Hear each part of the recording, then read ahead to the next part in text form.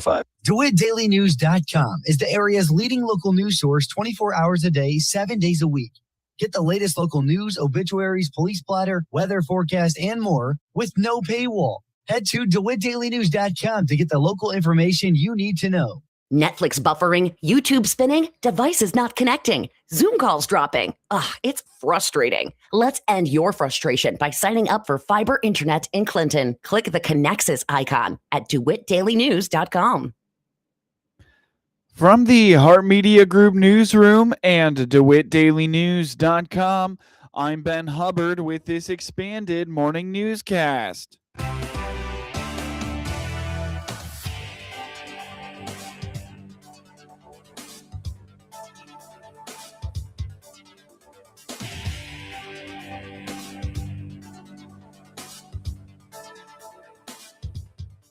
Good morning and thanks for being with us. I'm your host today, Ben Hubbard. The news is brought to you by Baum Chevy Buick in Clinton, your Silverado headquarters, as well as Connexus, offering fiber internet in Clinton. Click their icon on DeWittDailyNews.com to find out more. The DeWitt County Board hit a snag in hopes of providing county employees with a yearly bonus.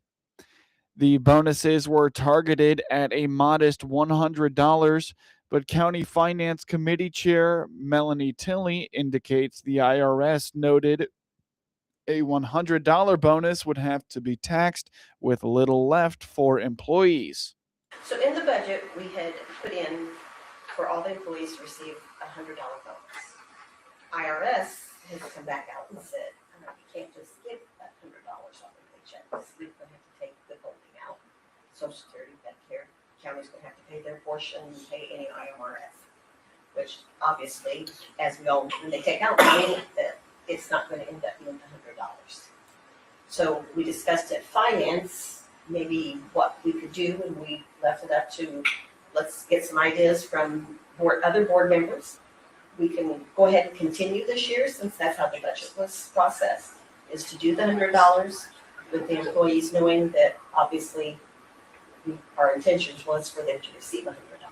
It was also suggested that we do gift cards, but we found out IRS doesn't like gift cards either. They consider them the same as what cash is. Other suggestion was, I made a suggestion that possibly do maybe several things throughout the year, maybe every quarter or every half the year. We could very easily right now do Jimmy John's. They make up, I guess, boxes that have sandwiches, chips, cookies, and that way all the employees would have the same thing. I mean, I guess they could have, we'd probably ask if they want a turkey ham or whatever, give them the option in that respect. This way it could go directly out to the highway department, over to the sheriff's department. They would be, the boxes would already be made up so that the deputies, if they work night shift, they would also be able to have the same thing as what the day shift employees had. Board members offered suggestions like a ham or turkey as a Christmas gift or doing special events for county employees during the year, like a cookout or potluck. Well, we discussed turkeys or ham. Yeah, we did discuss turkeys, getting a turkey or ham. I think that might be a little bit hard on the stores, but as Buck says, if they think that they're going to be able to get a good, they can get a good deal, but they may not be able to at this late a date. We don't know that. But well, the power plant used to have a little voucher that they'd give you, and you could go to Save a Lot.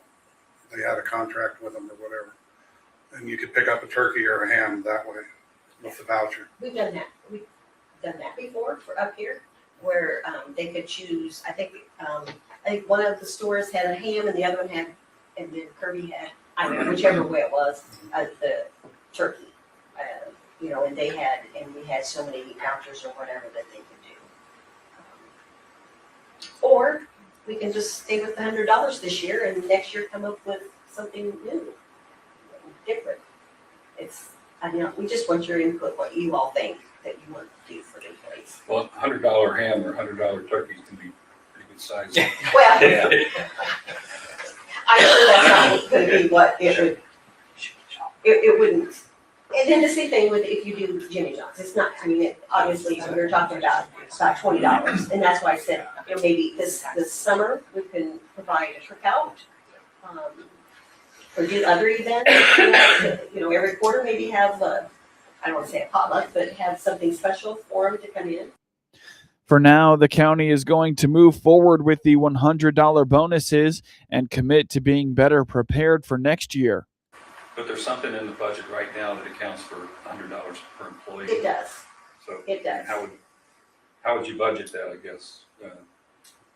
Jimmy John's or cookout or? Well, it would be whatever it costs us for whatever our first event would be, and then we would know how much money we would have for the next event.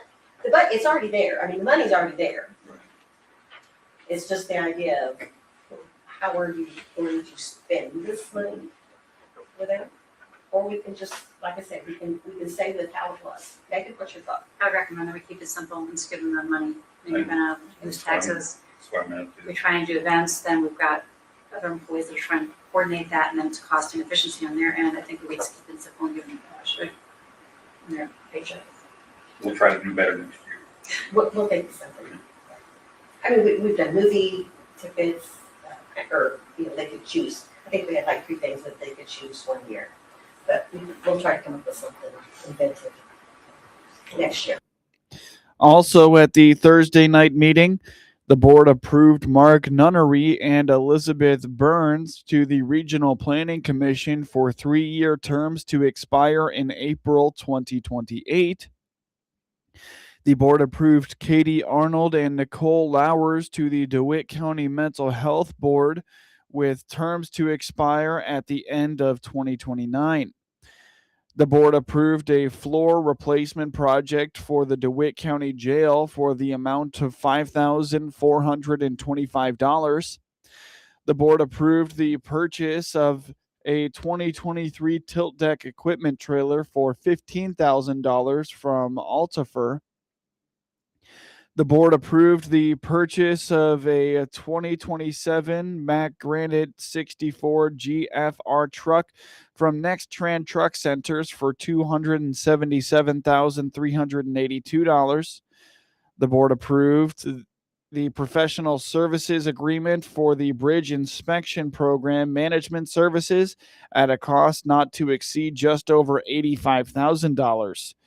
The board extended the ad hoc committee referred to as the Compliance and Information and Technology Committee until November 30th of 2026. The board approved the benefits policy for the DeWitt County Jail Administrator and Chief Deputy positions in the DeWitt County Sheriff's Office. Late last Friday, Illinois Governor J.B. Pritzker signed into law the Medical Assistance in Death Bill, or MAID legislation. On the WHOW Morning Show Thursday, State Representative Dr. Bill Howder told the Hart Media Group he is very opposed to this legislation for many reasons, but the top reason being this is something medicine already practices and calls it assisted suicide, something that goes against the oath taken by doctors. When I look at this, there's 3 main oppositions that I have to this, and I've said this many times. First of all, from an ethical standpoint, from the oath that we take as physicians, and that is to do no harm. Mm-hmm. This is obviously totally incompatible with that, and it is it's the most harm you can do, and so it's against our oath. And the Illinois State Medical Society has taken a stand, and I've been at the annual meetings, and we've voted strong majorities against it. The AMA is against it, and so many disability communities are against it. And so it's ethically, I think it's a very poor and wrong direction to go. According to Dr. Howder, there was bipartisan opposition to this legislation and notes the governor's hesitation about the bill. Yeah, I refuse to call it medical aid in dying because we have medical aid in dying in medicine. It's called palliative care. It's called hospice care. We've devoted a lot of resources and time and effort to these specialties because we take care of these patients, Seth. We're the ones who have taken care of these patients. We're with them. We're trying to heal them. We're trying to relieve their suffering. we're with them in the dying process through hospice, and we're with them in the chronic illnesses and disabilities and palliative care. And so we've taken care of these patients, and we've tried to find solutions. This is not the solution. This is not medical aid in dying. This is medicine aiding death. It's physician assisted suicide. That's exactly what it is. And it passed barely against bipartisan opposition in the House and in the Senate, barely passed. So it was bipartisan opposition. And the governor even expressed some hesitation. And why is that? Because he heard from disability communities, he heard from medical ethic community, and he heard from religious community that this is not what needs to happen. We have created a culture of death in Illinois instead of a culture of life. And so the Morton Republican points out every time this legislation has been tried, it has been expanded, and believes it is when, not if, it is expanded in Illinois. He adds medically assisted suicide is the 5th leading cause of death in Canada. And then I look at the expansion. So the expansion, everywhere it's been tried, it's been expanded. It's not like if it will happen or if it will be expanded, it's when. It is without question. They use this as a Trojan horse to introduce the concept of physician-assisted suicide, and then it expands in Canada, in Europe. It's expanded to minors. It's expanded to mental health issues, and basically you can do it for any reason. It's a 5th leading cause of death in Canada. In the United States, we see in Oregon, other places where it started with stringent criteria that they've been offered to for example, a lady with cancer, breast cancer, instead of being offered the expensive treatment for breast cancer, was offered assisted suicide. Dr. Howder believes the governor was very conflicted in signing the legislation because he heard a lot of people opposed to it. However, his political ambitions were what ultimately led the governor to sign the bill quietly late on a Friday.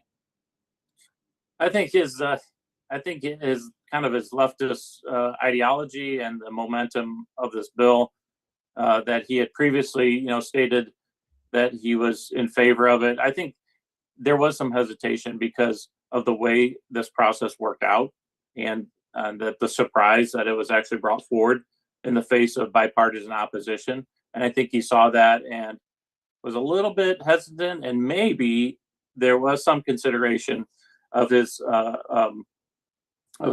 presidential ambitions, because he may have been looking at this as a way to set himself apart from the usual liberal ideology, and may have said, well, look at this, I see that there's bipartisan opposition, and I've considered this for a long time, and I'm going to veto this and say come back with a better bill, or with less opposition from the Democrat side, and then present himself as more of a moderate in his presidential ambition.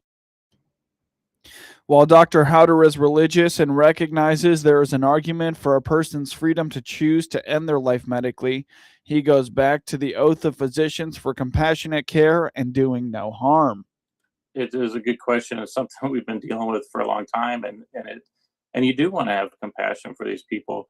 That we have arguments and people on both sides of this in medicine, and it's for sure there's good arguments for it, and I understand that. I think that is not the direction to go. I think that if we can really expand our use of compassionate care and palliative care and hospice, that's the direction we need to go, instead of taking physicians who have a tradition and an oath of relieving suffering and fighting for the dignity and the worth of every individual in life and in death, for taking care of people in their darkest moments. And now we're going to make those physicians that help kill themselves and disregard our oath and change the total principles and practices and of medicine that has been for, eons and millennium. That's what physicians do. Mhm. It's just the wrong direction to go. And we've made so many advances in pain control and how we understand the dying process. I understand the argument, definitely understand it, and definitely know there's stories out there and there's people out there that I admire and respect that think differently than me. But like you said, I do come from a belief and a strong belief in God and Christ, and I'm a strong pro-life physician for the innocent, unborn, until the suffering and disabled. Dr. Howder also feels the bill will create a class of haves and have-nots because those who cannot afford treatment for illnesses with a potential terminal diagnosis will seek this option versus those that could afford the treatment for those illnesses. You're listening to the WHOW Morning Show. Let's take a quick break with a word from our sponsors. Experience the power of better connection with Connexus Fiber Internet. Connexus delivers ultra-fast, reliable speeds to keep you connected at the speed of life. Whether you're working from home, streaming your favorite shows, or gaming with your friends, Connexus has you covered. Say goodbye to buffering and dropped calls and say hello to fiber fast internet. Ready to upgrade your connection? Sign up today by clicking the Connexus icon at DeWittDailyNews.com. Nothing connects us like Connexus. Extra model year savings are available. This is Scott Baum from Baum Chevrolet Buick in Clinton and Farmer City. Yes, we have 2025 Silverados with extra savings as well as a few other models now. See our 2026 Silverados in regular cabs, double cabs, and crew cabs in gas or diesel. We also have a good selection of the all-new redesigned Chevrolet Traverse. Chevrolet, together, let's drive. See all our inventory at BaumChevyBuick.com right from the start. News time is 25 minutes after the top of the hour. You're listening to the WHOW Morning Show. As colder weather settles in, the American Red Cross is reminding families to take extra precautions when heating their homes. The Red Cross says heating equipment is one of the leading causes of home fires in the U.S. Kelly O'Connell, CEO of the Illinois Red Cross, says many of those fires are preventable. She encourages families to keep at least 3 feet of space around all heating equipment, test smoke alarms monthly, and practice a home fire escape plan that gets everyone out in under 2 minutes. The Red Cross responds to more than 60,000 disasters each year, with home fires making up the majority. Those responses jump by about 30% during the colder months. According to the National Fire Protection Association, space heaters are most often responsible for home heating fires. Safety tips include never leaving space heaters unattended, plugging them directly into wall outlets, not extension cords, and keeping them off rugs, carpets, and away from curtains or bedding. The Red Cross also warns against using ovens or stovetops to heat your home and reminds homeowners to have furnaces, chimneys, and fireplaces inspected annually. Fires should never be left unattended, and embers should be fully extinguished before leaving home or going to bed. Locally, Red Cross volunteers responded to 11 home fires in the past week across central Illinois, assisting 11 people with immediate needs such as food, clothing, and emotional support. If you or someone you know needs help after a home fire, you can contact the American Red Cross at 800-RED-CROSS. More safety tips and fire escape plans are available at redcross.org/fire.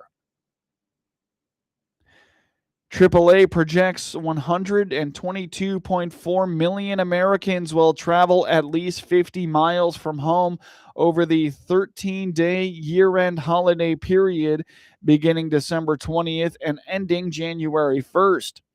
This year's forecast is a 2.2% increase over 2024, surpassing last year's record of 119.7 million travelers. Numbers have been increasing substantially since the pandemic year of 2020, when they bottomed out at 81.7 million, says AAA's Molly Hart. I think one reason we're seeing the increase is because of the fact that a lot of people since COVID we're working remote. And then a lot of different companies either continue to let people work from home or only going in a couple times a week. So that gives people a lot of flexibility to be able to do this type of travel at the year end. And it also, as I was saying, people being able to work from home, they can take their laptop anywhere and are able to do work if they have to on a couple of days. Of those 122.4 million holiday travelers, 6.29 million are from Illinois. According to gasoline experts, drivers across Illinois are seeking some relief at the pump. Average gas prices in the state have dropped just over 2 cents per gallon in the past week, now sitting at about $3.01, according to Gas Buddy. That's nearly 22 cents cheaper than a month ago and about 18 cents lower than this time last year. Gas Buddy's survey of more than 4,000 Illinois stations shows prices ranging widely across the state, from a low of $2.15 a gallon to a high of $4.79 per gallon. Nationally, gas prices also continue to fall. The U.S. average dropped 4.5 cents in the past week to about $2.85 a gallon. Diesel prices nationwide are also down, now averaging about $3.62 per gallon. Gas Buddy analyst Patrick DeHaan says the national average is at its lowest point since March of 2021, just ahead of the Christmas travel season. He adds the decline is being driven by refineries boosting production and lower crude oil prices, with the downward trend expected to continue into the end of next year. Get news anytime from your computer or your mobile device at DeWittDailyNews.com. Network news is now.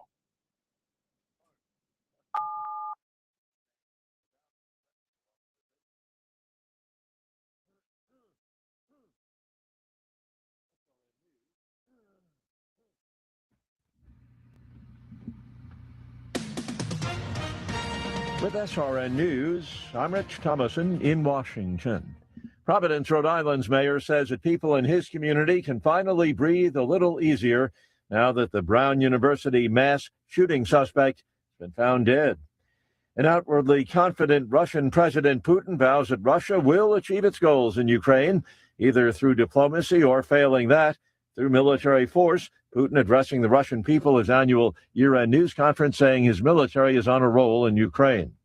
The Kennedy Center Board has voted to change the name of the cultural mecca to the Trump Kennedy Center. And some Democrats up in arms, questioning whether the board can make that change without congressional approval.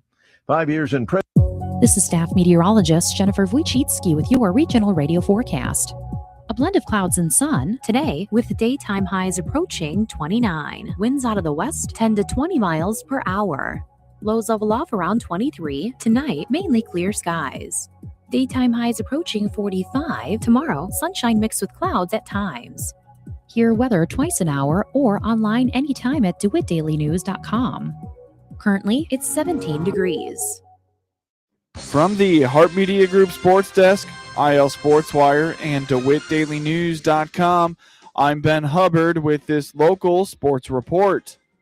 In a game heard on WHOW and all its digital platforms, the Clinton Lady Maroons kept it close through most of the first quarter, but built up a lead right before half and never looked back to beat the Roanoke-Benson Lady Rockets 62-35 on Thursday night in non-conference high school girls basketball action in Clinton. The Lady Maroons struggled to get ahead early with only a 13-10 lead after the first quarter. They used strong second and fourth quarter performances to build up their lead throughout the game. Clinton was led by Carly Anderson, who led all scorers with 24 points, while Clara Dempsey had 22. Both made 3 from beyond the arc. Lila Kluver added 9 points. Roanoke-Benson was led by Bree Harms with 10 points, and Josie Weber had 6.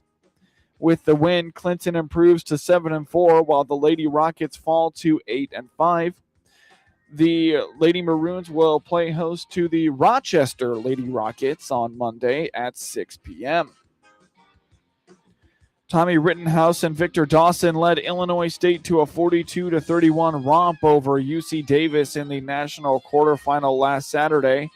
Now the Redbirds, who have traveled south, north, and west in the 2025 FCS playoffs, will head east as they fly to Philadelphia to take on number 12 seed Villanova, who are 12-2, in the semifinals at Villanova Stadium. It was a wild first quarter in Davis, California on Saturday as Illinois State and number 8 UC Davis traded punches to a 21-17 lead for the Redbirds after the first 15 minutes of action. After a scoreless second quarter, the Redbirds scored 14 points in the third quarter to pull away from the Aggies for a 42-31 victory at UC Davis Health Stadium. Daniel Sukovich finished with a game-high 150 yards against the Aggies. Dawson had a career-high 148 yards on 29 carries in the quarterfinal win at UC Davis.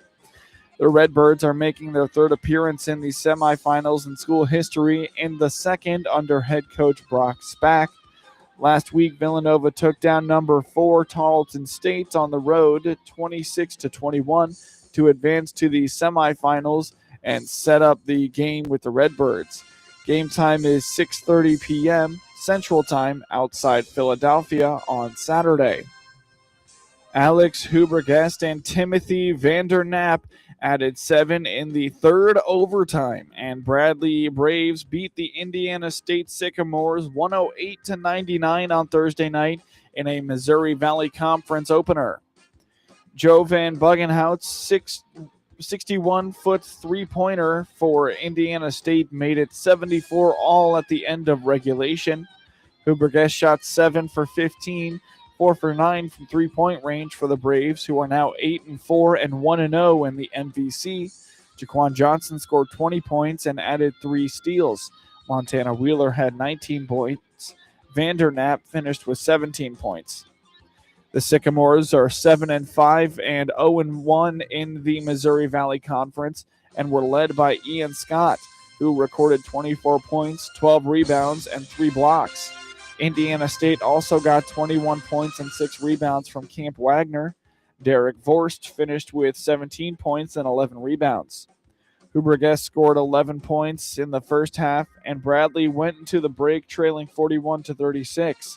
Johnson put up 12 second-half points, and Bradley secured the victory after a second half that featured 7 lead changes and was tied 7 times. Zion Fruster had 23 points in the Eastern Illinois Panthers' 76-72 overtime victory against the SIU-Edwardsville Panthers on Thursday. Fruster added 6 rebounds and 3 steals for the Panthers, who are now 3-8 and 1-1 in the Ohio Valley Conference. Michi White added 12 points while going 6 of 6 from the floor, including 4 for 4 from three-point range and 5 for 6 from the line. Andre Washington shot 3 of 9 from the field and went 4 for 5 from the line to finish with 10 points. The Panthers snapped a 5-game slide. The Cougars were led in scoring by Ring Maleth, who finished with 23 points. Harrison Alexander added 13 points and 2 steals for SIU-Edwardsville. Arnis Sekenis finished with 10 points and 5 blocks. Ty Pence scored 22 points as the Illinois State Redbirds beat the Southern Illinois Salukis 75-68 on Thursday night in the Missouri Valley Conference opener for both teams. Pence shot 9 of 13 from the field, including 3 for 5 from three-point range for the Redbirds, who are now 9-3 and 1-0 in the MVC. Chase Walker scored 15 points and added 7 rebounds and 5 assists. Bowden Skunberg had 10 points. The Salukis were led by Qualron House, who finished with 22 points and 2 steals. Drew Steff added 17 points and 3 steals for Southern Illinois. Rollins Allegby also had 8 points, 8 rebounds, and 2 steals. Walker scored 11 points in the first half, and Illinois State went into halftime trailing 35-30. Pence scored 15 points in the second half. Zachary Bolduc scored twice, and Lane Huston had 3 assists as the Montreal Canadiens beat the Chicago Blackhawks 4-1 on Thursday night. Noah Dobson also scored for Montreal. Nick Suzuki had an empty net goal and an assist, and Jacob Dobbs stopped 14 shots. Frank Nazer scored for Chicago in the team's second game without injured star Connor Bedard. Spencer Knight made 32 saves as the Blackhawks lost their 4th straight. Nazar opened the scoring on Chicago's first shot, redirecting a pass behind Dobbs after a Canadiens defensive breakdown at 7 minutes and 27 seconds of the first period. Bolduc cranked a one-timer from the slot off a feed from Cole Caulfield to tie it later in the period with his 8th of the season and first at home, prompting a huge ovation from the Bell Center crowd. The 22-year-old Bolduc added his second of the night with a deflection 20 seconds into the third period. Dobson made it 3-1 at the 10-minute mark after chasing down a rebound. The Canadiens dominated the shots 35-15 in a game that wasn't as tightly contested as the score indicated. Knight kept the Blackhawks alive for much of the game. It was a successful night for coaches' challenges. The Canadiens had 2 goals overturned for offside, and 1 Blackhawks goal was brought back for goalie interference. The Canadiens host Pittsburgh on Saturday. The Blackhawks are at Ottawa on Saturday. JT Miller scored 2 minutes and 21 seconds into overtime, and the New York Rangers beat the St. Louis Blues 2-1 on Thursday night. Rookie Gabe Perreault scored his first NHL goal for the Rangers, and Igor Shesterkin had 26 saves. New York had lost 2 straight and 5 of 6. Jonathan Berggren, claimed off waivers from Detroit earlier this week, scored for St. Louis, which has lost 4 of 6. Jordan Bennington finished with 28 saves. Miller was open in the slot and delivered the decisive goal as New York snapped a 5-game losing streak in St. Louis. Shesterkin added a 12-game stretch in which he had allowed multiple goals in each game. His last game, allowing only 1 goal, came November 15th in a shootout victory against Columbus. Berggren skated along the goal line and beat Shesterkin on a sharp angle over his left shoulder with 1 minute and 2 seconds left in the first period. Rookie Dalibor Dvorsky got the assist after poking the puck away from Vladislav Gavrikov to set up the scoring chance.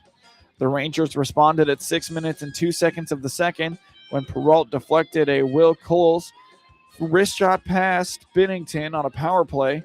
It was the first game for Perreault, a 2023 first-round pick and the son of former NHL All-Star Yannick Perreault, since being called up from the minors in a bid to spark a scuffling offense that had been shut out twice in its previous 4 games. For the second straight game, New York was without one of its top scoring threats. Artemi Panarin, tied for the team lead with 11 goals, was scratched due to an illness. Micah Zibanejad had also 11 goals, returned from the lineup after being scratched in the Rangers' 3-0 loss to Vancouver as discipline for missing a team meeting. The Rangers host Philadelphia on Saturday. The Blues play at Florida on Saturday to start a 2-game trip. Get highlights of your local high school programs by finding IL SportsWire on your preferred social media platforms, and get local sports anytime at DeWitt.